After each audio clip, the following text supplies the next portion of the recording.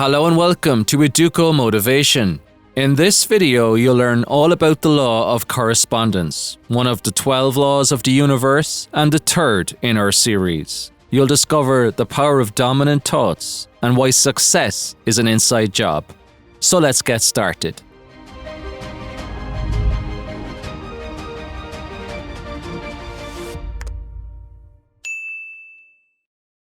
The law of correspondence, one of the 12 laws of the universe, decrees that your outer world is a reflection of your inner world. In effect, you are creating your outward reality by virtue of your dominant thoughts. Your surroundings, relationships, and experiences come from within, not from without. There is always a resonance between what is going on around you and what is going on inside of you. Put differently, you can't change an effect on the outside without changing its cause on the inside. Your physical reality is merely a projection of mind. It has to reflect what you think and feel. How you're feeling is what you're manifesting. In fact, your current reality is merely a reflection of previous thoughts, feelings, and actions. Otherwise stated, your reality is a mirror that exposes what's going on inside. As René Descartes once postulated, I think, therefore I am. In other words, thoughts held in mind reproduce after their kind. Your thoughts become your self-perpetuating reality. Your thoughts, beliefs, feelings, and assumptions manifest your outer world. If your inner world is calm, peaceful, and serene, your outer world will correspond accordingly. If your inner world is chaotic, disorganized, and confused, then so too will be your outer experiences. There are many representations of this law in common literature. You've no doubt heard expressions like as above, so below, as within, so without, or even on earth as it is in heaven. These expressions refer to the connection between our higher and lower selves, or our inner and outer worlds. What you need to realize is that you are a creative being. The thoughts you think on the inside manifest as results on the outside.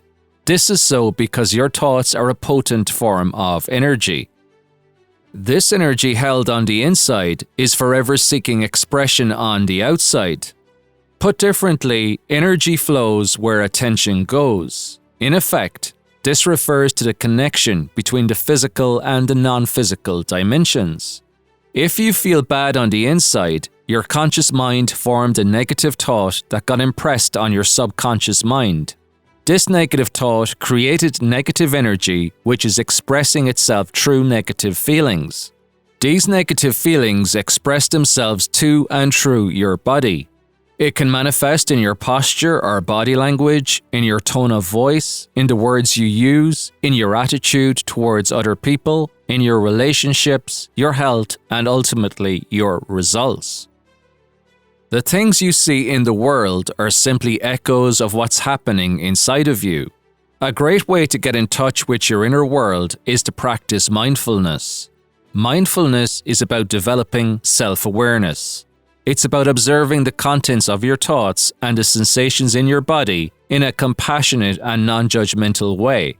You merely observe the thoughts and feelings as they occur, which gives you greater insight into your inner world.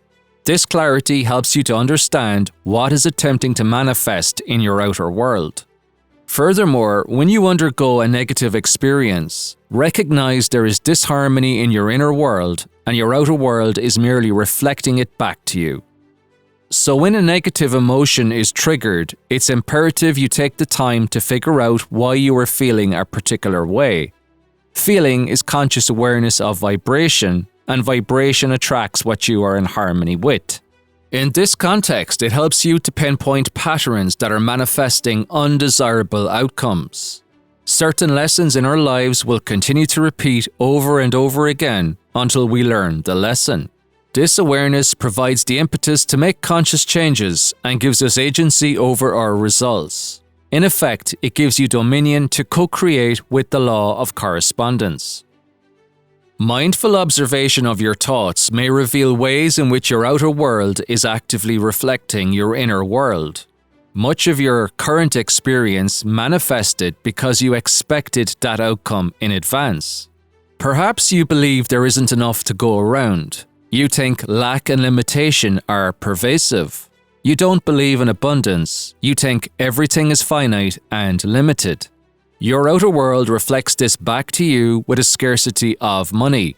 You always seem to have bills to pay, fines arriving in the post, unexpected expenses, and there is never anything left over to treat yourself. Of course, this belief likely stemmed from childhood when your parents conditioned you with mantras like, "Money doesn't grow on trees." In the past, you might have taken the successive bills, fines, and financial shortfalls as further evidence to support your belief in scarcity.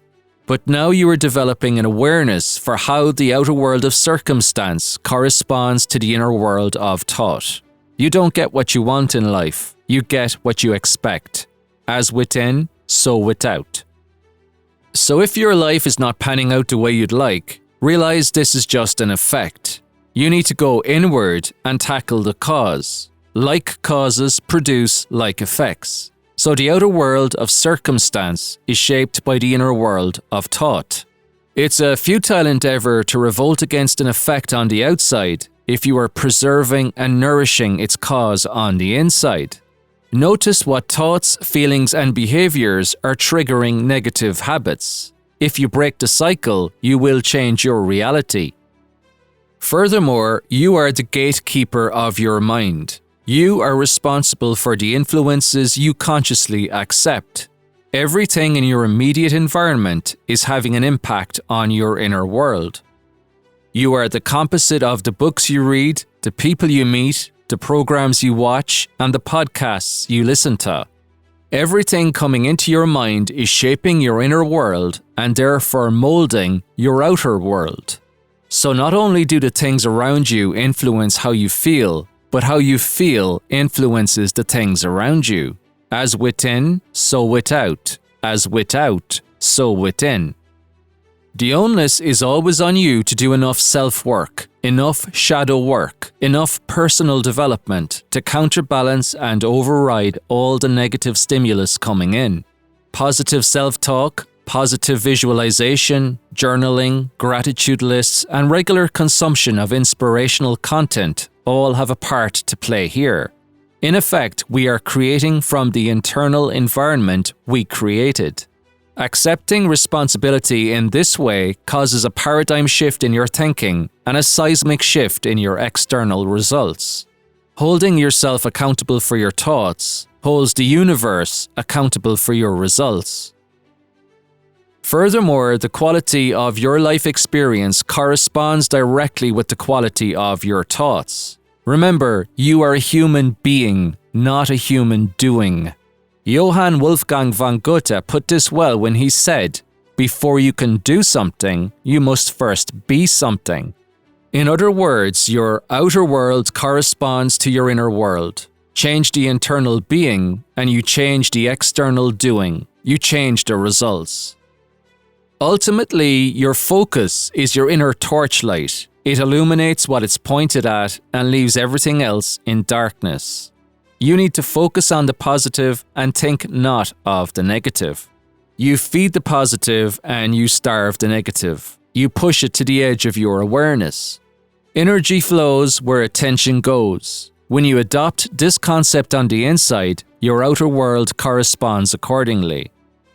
When you focus on or dread a particular outcome, you are giving energy to the things you do not want. Fear is the only human emotion that pertains to something which hasn't happened, yet anything impressed must be expressed. Job, the great sufferer in the Bible, said, "What I feared has come upon me, what I dreaded has happened to me."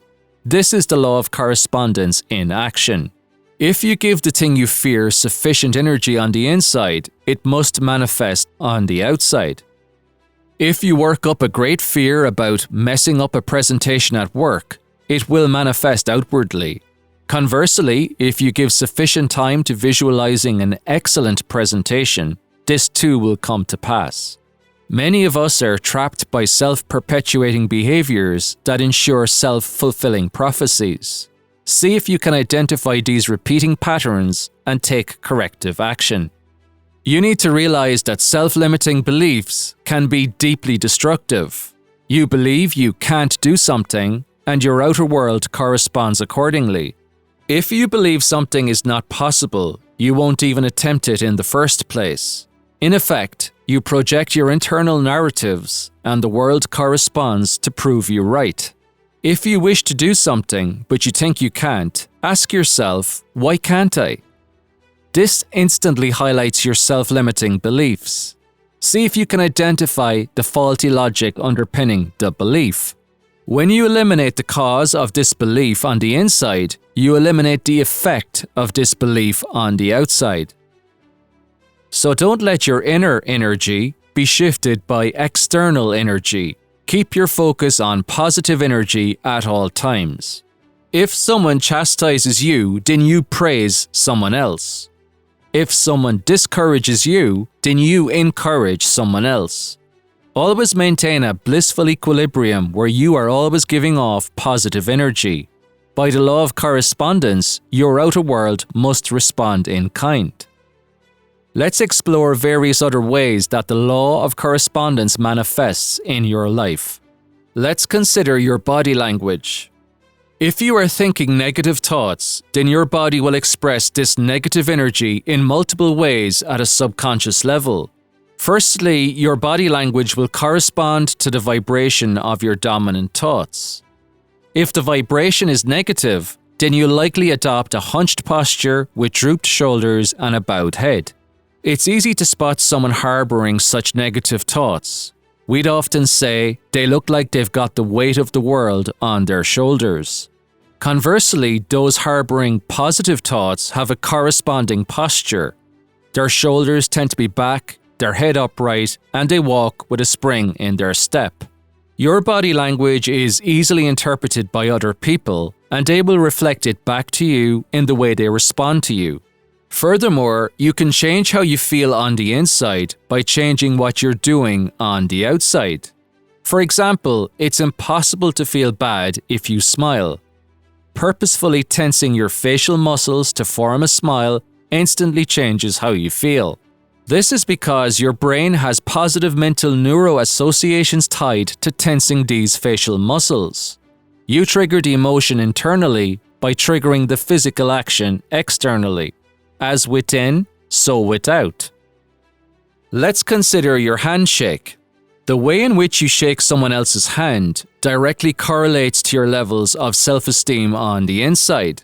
If you are in a negative vibration and the dominant thoughts pervading your mind at the moment of the handshake are self-deprecating, then your body will manifest this thought energy in the form of a weak handshake. Those thinking positive thoughts on the inside will have a corresponding firm handshake on the outside. In effect, one's grip pressure will default to the subconscious vibration they are in unless consciously manipulated. Put differently, a person in a low vibration can manipulate their grip pressure consciously in order to project a superficial image of confidence. However, they can't hide all the other subtle nuances that are being picked up by the subconscious mind of the party with whom they are engaging. Let's consider your pupils. Your pupils naturally contract when too much light enters the retina. Conversely, they dilate in the dark in order to allow more light to enter your retina for better nighttime vision. However, your pupils can also dilate due to the internal stimulus of drug consumption or thought energy. It's a well-known fact that any stimulus which excites us manifests as pupil dilation. Ancient gypsies trading gemstones became aware of this fact when they noticed that the pupils of contracting parties dilated only with the visual stimulus of the particular gem they were interested in. They used this knowledge to charge the highest price possible, safe in the knowledge the potential customers were not about to give up on their preferred gemstone, irrespective of what they were saying while negotiating a price. Let's consider your attitude. Your attitude is your conditioned way of thinking, feeling, and acting. A person's inner attitude is expressed outwardly in the way they behave. Other people instinctively determine your attitude through your subtle interaction with them. We all possess this sixth sense that determines the vibration people are in. We just sense their energy and instinctively know what they are about. Our intuition picks up if they are genuine or otherwise. In effect, your attitude is reflected back to you through the way other people talk and treat you in return. As within, so without. Let's consider your health. Your inner thoughts and feelings are often reflected back to you through corresponding health effects. If negative thoughts pervade your mind and you are suppressing them, then they will manifest as stress, anxiety, and physical ailments. Dis-ease is nothing more than a body that is not at ease. I'm sure you've experienced the dreaded tension headache from time to time. In effect, negative thoughts produce feelings of anxiety on the inside, which manifest as tense neck and head muscles on the outside. There is a whole body of scientific evidence that proves this mind-body connection. Even the term psychosomatic illness means that the mind, psycho, is making the body, soma, sick. You have no idea how powerful your mind is. Taken to an extreme, your thoughts can even kill you. Consider the story of the railway worker that got accidentally locked into a railway carriage overnight. This particular railway carriage was a cold storage unit for the purpose of preventing perishable contents from spoiling. Scrapings on the internal wall of the carriage revealed the thought processes of the railway worker throughout the night. He was found dead the next morning to the shock of his colleagues. In effect, the cold storage unit was not working at the time, so the temperature was far in excess of that required to lead to death. His internal scrapings revealed he thought he was freezing to death. In effect, his thoughts killed him. Let's consider your relationships. Nowhere is the law of correspondence more evident than in your relationships with other people. If you are a happy, friendly, good-humored individual on the inside, then you will inevitably have happy, friendly, good-humored relationships on the outside. The people you interact with pick up on your thought vibration and reflect back to you what you are giving to them. Let's consider your results. Your external world of material accomplishments will exactly correspond to your internal world of preparation. The more knowledge and skill you acquire, the more effective your work will be, the more you will be paid. You can't hope to acquire or achieve anything substantial on the outside until you've acquired it or achieved it on the inside first. As within, so without. Be sure to click the next video on your screen right now. This features the next law in our series, the Law of Attraction.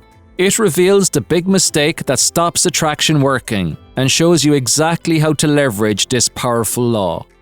Keep up to date with our latest videos by hitting subscribe and turning on notifications. Please show your support by clicking like.